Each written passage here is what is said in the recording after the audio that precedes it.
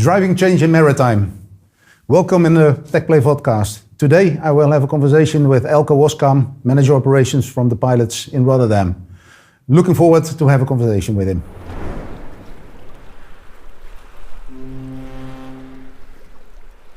Elco, welcome in the studio. Good to have you here as a guest. Yeah, thank you. Thanks for the invitation. Great to be here. Yeah, I was recalling the first time we met. We actually started working. I learned actually a lot about the pilots and about the port call. This was when we were developing a game for the pilots with the education, with the pilots in education. Correct. To really deep dive in what is a port call, how are the rules, what are the regulations, how is the interaction with the environment. Correct. It was really nice. Are you still using that game? Yeah, we still use this game in training the pilots, getting familiar with all the stakeholders, as you said. How is the process of a port call happening in the port of Rotterdam? That was the basis. And to familiarize these new pilots with all the stakeholders, nautical service providers, the role of the harbor master, the terminals, the various agencies we have in the port of Rotterdam. So we're still using it. Yeah, great to hear. It's and it's it's about safe and smooth sailing in the port. I think the port needs to be efficient. That's where Teqplay is, but also risks. The safety part is really key in that part. Yeah. I really enjoyed creating that game, so I still have sweet memories about that. But maybe can you briefly introduce yourself to the audience? Who is Elco and what is your role? What have you been doing in ports in the maritime world? Yeah, of course. I am the manager operation of the Rotterdam Rijnmond pilot services. My background is already from my early age in shipping. My parents had a barge, so I was living on an inland barge, sailing around through the port of Rotterdam since my early days. I went to the Nautical College in Rotterdam and started sailing a seafarer career for 10 years on deep sea chemical tankers. And over 20 years ago, almost 21 years ago, I joined the Rotterdam Pilot Services as a pilot. 10 years as a pilot in the port of Rotterdam, Dordrecht, Moerdijk. And the last 10 years as a member of the board and the last 7 years as the operations manager. And well, I'm responsible for the amount of pilots, to have enough pilots to meet the demand of the shipping industry. Secondly, the planning, that must be well done in a smooth and efficient way, as efficient as possible. And the logistics, to have the transportation of the pilots, to get them on board and disembark them out at sea. These are my 3 main responsibilities at the moment. Wow. The pilot needs to be on board, right? That is the place. For sure, yeah. But you've sailed the world, seen many different ports. Yes. If you look at the port of Rotterdam and at the different port, what are the things that... What is the biggest difference, of course? Yeah, I think the efficiency of the port of Rotterdam, and you learn it also from the captains. They say all is happening at the same time, very smooth. I sailed many times to Rotterdam with the chemical tankers as well. We never had to drop anchor. We always went straight into the first berth, and we had 10, 12 different berths in the port of Rotterdam. It was all well organized, day and night. The nautical service providers were there. Compared to other ports and basins where we have to drop anchor, wait 1, 2, 3 days, berth not available, cargo not ready, so I can go on with that. Yeah. Then you realize that we in Rotterdam or Western Europe, it's well organized, and the show must go on 24/7. That's not in all ports in the world. Yeah. The same. Yeah. Well, I think I've picked up a challenge in saying like we're going to expose waste and eliminate risk in the imports. Yeah. Rotterdam is clearly a very efficient port. That is what I see as well. But still there is room for improvement, of course. We see.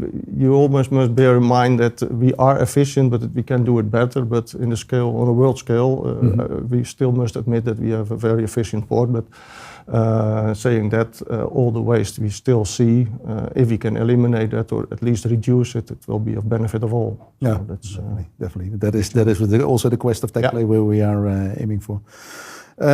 But I know that you still are going on a vessel, even though you are on board member and manager operations. You still have the. What was the last trip you made? Last Friday I had 3 trips. Very good to show and discuss about it as well. The first trip, it was a very small coaster. She was scheduled to go out at sea, but the waves were more than 4.5 meters with a northwesterly gale. So I advised the captain, with this small vessel with only 3.5 meters draft and 86 meters length, it's better to wait until the storm has reduced a bit. So I called the agent, it was from Dordrecht, and we had, there were buoys available for a lay-by position. And then I discussed it with the harbor master and the chief pilot. It's better to have this vessel inside for a few more hours. So in the end, we shifted the vessel to a safe berth and wait until the storm was over. But in the meantime, I go to a next ship. I was scheduled for a large container feeder, but when I came on board, the captain said, what are you coming to do here? Because I'm not yet ready. I still have 3 hours to go with cargo and operations. So I was ordered, but the vessel was not yet ready. So it was cancelled, the pilot, and then there was a vessel, due to the strong wind, was breaking his lines in the buoys in Waalhaven. So I immediately went straight with the boatman to this vessel, and I had to bring her out at sea last Friday afternoon, and then disembarked by the helicopter, the pilot helicopter. So it was quite a nice day for me. We can discuss a lot of things, but it all happens to you in one day. It was just one day. Staying longer in port, not being ready. I think these are typically also the things we recognize, or we have from clients, where everyone is looking and how can we prevent this kind of thing. If I look at that is your pilot job. If I look at the daily operations in making sure that the right pilot is on the right vessel, what are the challenges that you encounter in that area? Now, what is very challenging for us is the forecast how many pilot jobs per day we can expect. On an average day, we do 160 jobs, but it can vary from 110 to 200 or even more than 200. So that makes it very difficult to have a proper planning. So we have a bare minimum, so many pilots at least available for the jobs, but in case there is a high traffic demand, we can send out a text message to all the mobile phones for all the pilots who are at home. Please, we need extra resources. So that's one of the biggest challenge we have. And then on the other hand, the weather conditions are changing, and that's also directly involving our business as well. If there is a long storm period or a few days with dense fog, a lot of vessels are late waiting, and then when it's cleared up, go up to we have to run. That makes it challenging as well, but I think we managed to serve most of the vessels just in time. Yeah. And this difference between the 110 and 200, is that any idea, or did you do any analysis on what is causing these type of differences in that? You see the 110 is when there is a storm, when the whole day is storm, the wind is blowing like hell, then the large container vessels will stay outside. So then you have 110, and then after the storm, it goes up to 180, 190, and on some days to 200. So it mostly has a reason that we have a very low traffic, and the next day it's quite high. On average, it's between 140, 160 jobs. It's more or less smooth sailing for us.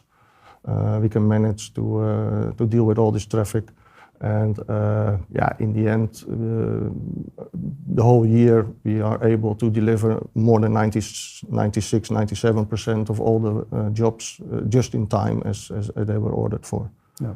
So 3 to 4%. We are not able to do it on the requested time, but then still within 1 hour we manage to do. And that includes these extreme numbers that we were mentioning, the 200 and 110. Yeah.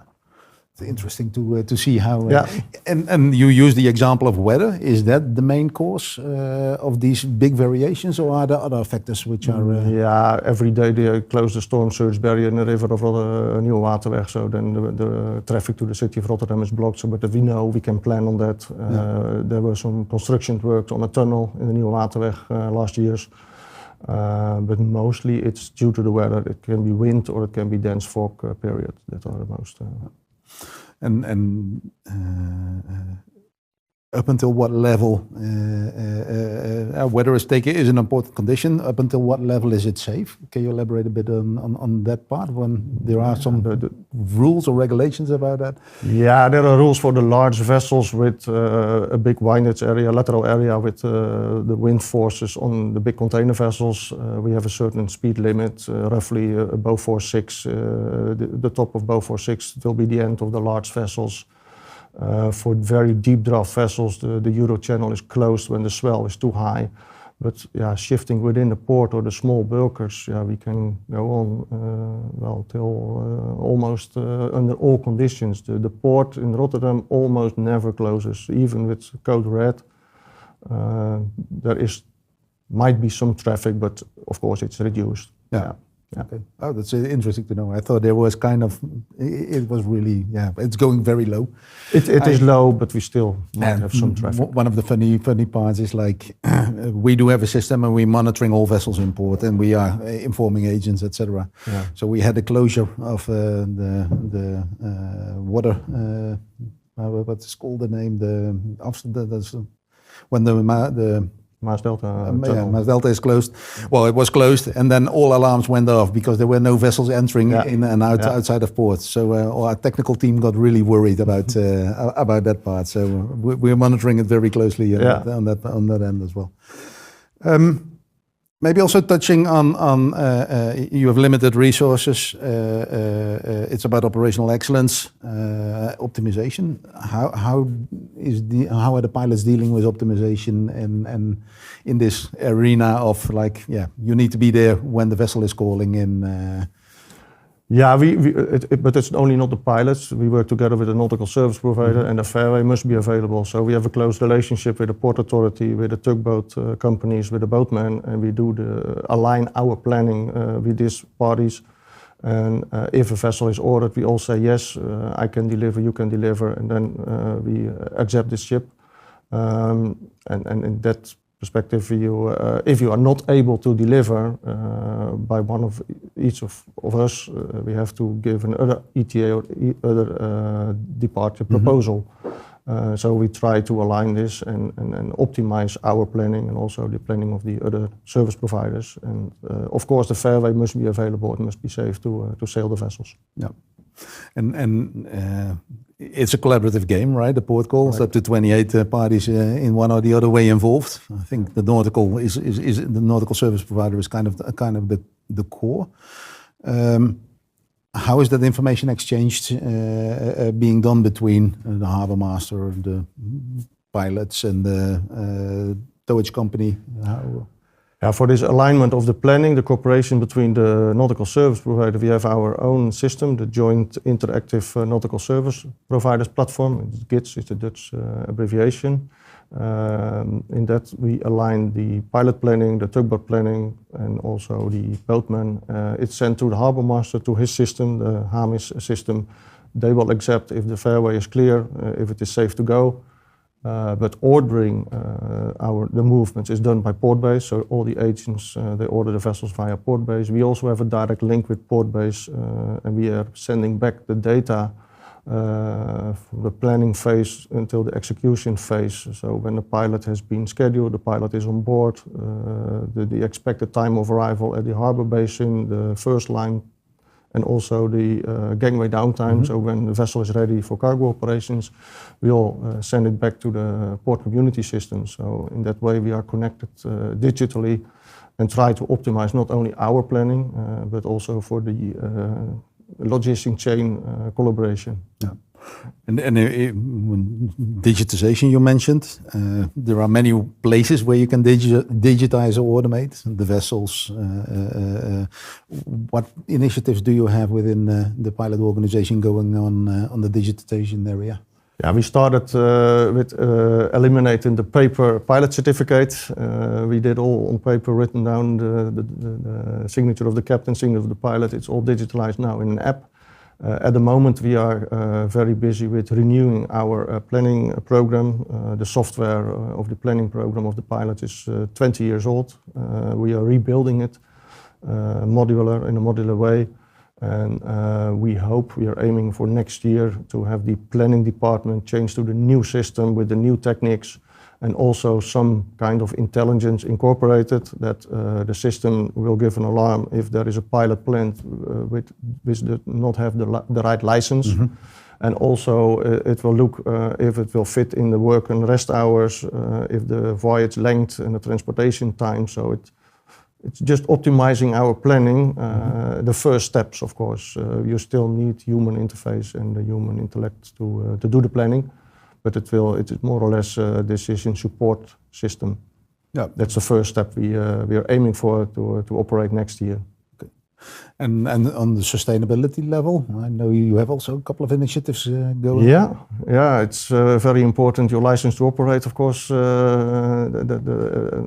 emissions. The first thing we are doing right now is replacing our diesel taxis for full electric taxi transportation. We do more than 2 million kilometers by car in the port of Rotterdam each year. So we're changing to full electric. And the other thing is on our pilot boats. All these boats will be equipped with data boxes to collect data from the speed, fuel consumption, but also the weather conditions at that time. Try to optimize the sailing pattern of the pilot boats. And get data not only for fuel consumption but also predictive maintenance to have a better understanding when maintenance must be done. Also for the well-being of the skippers and also the pilots on board of the speed tenders. And next year we will start with a new type of helicopter which is a bit less fuel consumption and it's also able to fly on the sustainable aviation fuel. That is an option. So on different ways we are looking into reducing the emissions, and that's still in the very beginning for the pilot tenders, must be replaced in 5 to 6 years. You now see more this electric foiling tenders coming up in the market. We are looking into that, but in Rotterdam we have the big problem of the net congestion. Mm-hmm. There is no electricity available, so that makes it quite difficult to start in Rotterdam with this kind of vessels. Yeah, interesting. I never realized you were making more miles on the road than you are on the vessel. But 2 million miles, that's a lot, and it's a good kilometers. Kilometers, yeah, okay. Yeah. But the sustainability it are small steps. If you look into the future, how do you see what the impact of sustainability will be on the port in total, and will it have influence on your role and the role of the pilots as well? Yeah, you see the energy transitions. Nowadays we still transport a lot of crude oil, but if that will slowly be replaced by hydrogen or ammonia, new fuels, it also has to do with if there is more volume to be transported, more vessels, more pilot jobs, dangerous goods. So that will be a challenge for the future to get enough pilots. That's also one of the big issues, the labor market. So things will change. On the other hand, you see remote-controlled vessels. The inland barging industry is leading the way. So I can see that you see a lot of remote-controlled inland barges. Maybe the short sea will follow, and later on the deep sea. Although, remote-controlled deep sea, it will take some years to go. But maybe technology can help us as well in the future. Well, on the remote control, we had Remco Picard in from shipping technology as well. There are still a couple of steps to be taken over there, but we definitely are on a track over there. Yeah. Cool. And we stepped on digitization within the organization. That's done, I think, for all pilots in the Netherlands, right? Or is Rijnmond having its own IT department? Yeah, Rijnmond and Region North, we have the same system. The Amsterdam and Vlissing, they have another system, but it's all more or less the same features they have and we have. So it's more or less, you can compare that there has been a lot of digitalization within the Netherlands regarding the pilot services and the connectivity with port base and the system in the Schelde River. And we've been talking in a couple of the podcasts a lot about standardization. Then we're talking a lot about standardization of documents, of what is a port call ETA, what is the actual time of arrival. What types of standardization are you seeing in the world of the pilots? Are you involved in these initiatives just in time? And, yes, especially just in time. The port call optimization project, we already supporting it and joining it from the very beginning, many years ago, and we are still actively involved in that as well. The just in time project. Yeah, it starts with the proper definition that we are looking at the same. An ETA is this, ETD is when the vessel is ready to sail, the first line times. It's all standardized now in the Port of Rotterdam. On the other hand, also the look in the queue clearance, the vessel's draft, it's now all converted into LAT measurements in the Port of Rotterdam. So it's also standardization with the international world. So yeah, we have several aspects we are looking at the standardization and being more transparent. And I've been on a couple of trips with the pilots. I think there is one element which is also very important: the maps you're still using to navigate. Yep. Are there any developments in that area on how to use these maps? And yeah, worldwide they're working on the S100 standard. I just had a meeting last week. We want to have a test bed at the end of 25, early 26, by using the new features of the S100 standard maps. But yeah, we are depending on the hydrographic officers to deliver it, and also the chart must be incorporated in our systems, nautical marginal shipping system we use for sailing the large vessels. So our laptops, our software must be ready to deal with the new standard as well. But it looks quite promising that all the information you can present in the nautical charts. Yeah. So that will be a big challenge for the next 2-3 years as well, to implement the new standards. Yeah.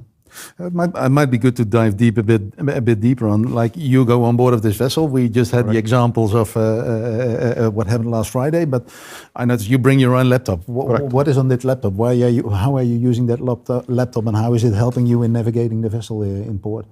Yeah, it's more situational awareness. We have the software system, a navigation system. It's developed with one of our deliverers.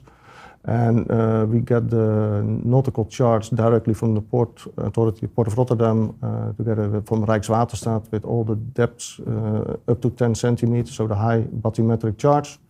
The water levels are shown, the current is shown all in our small computer. That's real time? Yeah, that's real time. And we also have a connection with the VTS targets. So all the targets which are detected on the VTS via data connection are presented on our screens as well. So even the vessels without AAS you can see on your screen as a pilot. But especially the high density ENCs, bathymetric ENCs, they are much better than the normal ENC, the ACDIS the captains has on board. They are quite rough. So we can go up to the limit with large vessels with maximum draft. Okay, that's cool. That's really interesting. I think the technology has developed since I was on board over there as well. But we just also made a new independent system with a good path prediction. So we have our own sensors we bring on board of the deep draft vessels or the LNG carriers. It has all been renewed, made much better.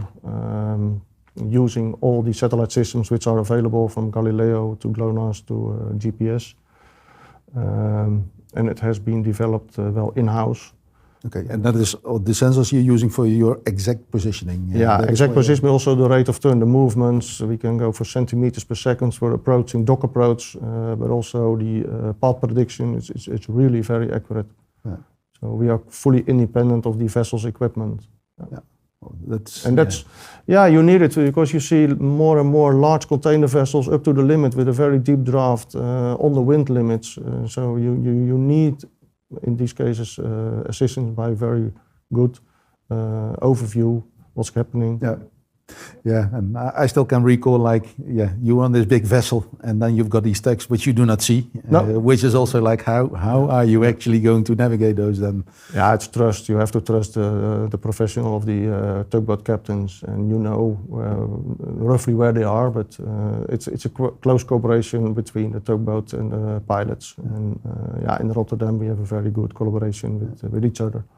And how many pilots are active currently in Rotterdam? In Rotterdam we now have 220 pilots. 220 pilots. Working. Yeah, that's the 24/7 business. Yeah, it's 24/7. It goes on the whole year. We do 57,000 jobs a year, sometimes 58. But one of the questions I always also like to ask is like, if there is there something that people in the industry do not know and actually should know about the ports and the systems that are going? Is there anything you want to share with the audience on that part, which you say like?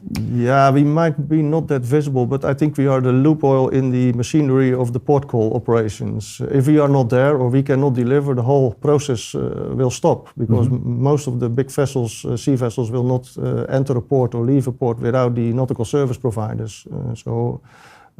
I think not all people do know the role of the nautical service providers. If we mess up, it will have a big impact on the terminal plannings, on the fairway plannings. Yeah, the captain is not allowed in. No, only if he has his own certificates in that case. Yeah, really nice.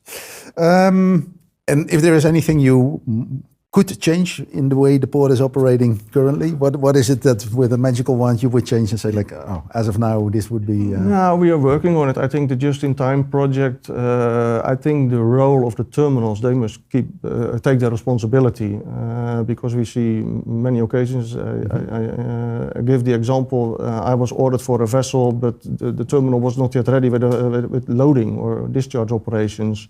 This information is not yet visible for us. And it's not only the nautical service providers planning what matters, but also the terminal, because they are in the lead. The berth must be available, the vessel must leave in time. So I hope with the just-in-time project that also there is commitment from the terminals that they share their information and also give us well in advance the time the vessels are ready to sail, or not, if there is any delay on the terminal side, because a crane can break down, that can happen, always things can happen, but let us know. Now we don't know until the pilot comes on board and then the captain says, okay, it's still 1 hour to go.